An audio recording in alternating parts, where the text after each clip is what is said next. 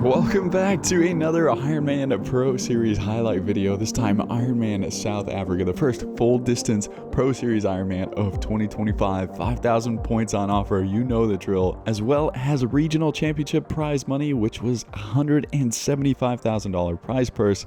And because of these two reasons, it attracted a lot more names than ever before, some big ones, as well as some new ones like local boy Jamie Riddle making his full distance debut, and then Jonas Schomburg as well stepped up to the distance, calling it a training day, but I think ended up really surprising himself as well as the rest of us. And then on the women's side, we had the likes of Anne Reichman, Els Visser, we had defending champion Marta Sanchez. It was always set to be a memorable day in Port Elizabeth, and it certainly was, but for some it was a day that they probably wish they could forget. Starting off with defending champion Rasmus Svenningsson. He woke up in the morning and was too sick to be able to compete, and then there was a stomach sickness that was making its rounds through the pro ranks in the lead up to the race, and that took down the likes of Bradley Weiss and Els Visser, as well as really hampered Leon Chevalier in his efforts to compete in the race, and so many others. Plus, on top of it being another classically windy day, as well as super choppy and cold in the water, and then top it off with a very hot run, this race ended up being a really rough start for a lot of pros. But it wasn't for all of these athletes. It was a strong start in the swim on the men's side for, unsurprisingly, Martin van Riel, Jamie Riddle, Andrew Horsford-Turner, Jonas Schomburg. Those guys led the way out of the water. Magnus Ditlev, who said it's his number one goal to improve the swim this year, he still came out 2.5 minutes back, which wasn't too bad in these conditions. He managed to stay ahead of a very large pack that came out behind him, about 5 minutes down, and 2.5 minutes down on the bike ended up being absolutely nothing for him. He chewed away at that gap incredibly fast, picking off one person after another before he found his way up to Martin van Riel and Jonas Schomburg.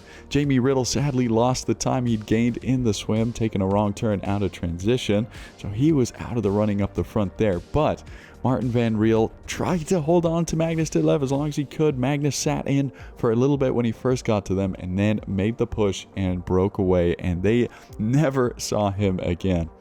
Magnus bar one rider outrode the field by 9+ minutes, smashed last year's bike course record by Rasmus by 7 minutes. Just absolutely unbelievable. To put it into perspective, Cameron Worth last year rode 4:20, Magnus rode 4:07, and he looked super solid afterwards onto the run. He eventually said he struggled in the last 15 kilometers, but the 6-minute gap that he had coming off the bike was enough to hold off Martin van Riel, who still kept it interesting as he kept the pace up really well the whole way to the end, running at 2:38.40 to go 7:49.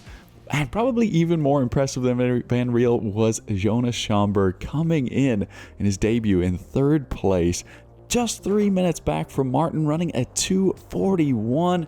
Absolutely unbelievable. This guy punched his slot like Martin to go to Nice, and he will certainly be one to watch there. Both of those guys are excellent on the bike, and so keep your eyes peeled for him in the future. And impressively as well, Jamie Riddle came in at 5th place with a 2:46 marathon. Impressive start to his long distance career so far. But like I said, a lot of guys didn't have the luck. 13 of them in total ended up DNFing, including the likes of Ironman Cairns winner Matt Burton had trouble with his bike. Mike Phillips ended up being blown off of his, suffering a bad crash. Thankfully, he's okay. Dennis Chevrolet didn't finish, Matthias Pedersen, Matt Hansen, so they'll have to look elsewhere, maybe Ironman Texas, to kick off their Pro Series season. But over to the women's side, and Marta Sanchez, who had a breakthrough season in 2024, starting with this race, had another impressive swim, coming out 5+ minutes over the likes of her biggest competitors like Maja Stage-Nielsen, but also 8 minutes ahead of Ironman Cozumel winner Anne Reichman. But that 8 minutes got whittled away throughout the course of the bike ride. Anne looked so strong, more aerodynamic and in control than I've ever seen her before, and sure enough, that 8-minute deficit was eaten away by the time they came into T2. Chloe Lane was having a great race with a brilliant swim to start, but sadly she suffered a terrible flat tire that cost her over 20 minutes. But thankfully her race was saved by an age grouper in the end who stopped to assist her, so she was able to come 9th in the end. But the race really was between Ann Reichman and Marta Sanchez, with Ann starting the run about 30 seconds ahead of her, and it was really neck and neck from there on out. Sanchez just didn't have that extra gear to catch up to Reichman, who ended up being the only runner to finish sub 3. Marta Sanchez then finishing just behind her, not losing many points to start her Pro Series campaign. And then Katrina Christensen, who was a runner-up at Ironman Sweden last year, produced a brilliant run as well to finish in 3rd, and she'll be another one to keep our eyes out on, beating the likes of Maja Stej Nielsen and Laura Jansen. But like the men's, those DNFs accrued for the women too. The likes of Els Visser, Anna Bergston, Ruth Astle as well. Sadly, she just can't catch a break at the moment.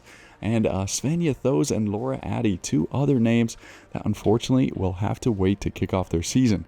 But this is how the Pro Series shapes up after that. And next up, we've got Oceanside this Saturday, April 5th, where we have 2 of the biggest start lists descending on Southern California. I cannot wait for that one.